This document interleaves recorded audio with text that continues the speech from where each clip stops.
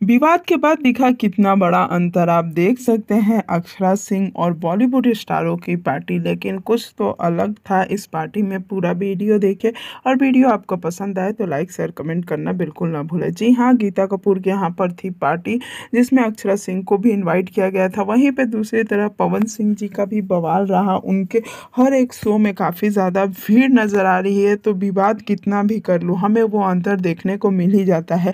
अक्षरा सिंह की पॉपुलैरिटी भले ही बढ़ गई हो, लेकिन पावर स्टार तो पावर स्टार है। जी हाँ, आपको बता दूं कि पवन सिंह जी की एक छोटी सी बात को लेकर जितने ये सुपर स्टारों ने सो कॉल्ड सुपर स्टारों ने बातें बनाई थी, उसका जवाब हमें लगता है कि अब धीरे धीरे मिलने वाला है। आपको क्या लगता है हमें कमेंट बॉक्स में ज़रूर बताएं।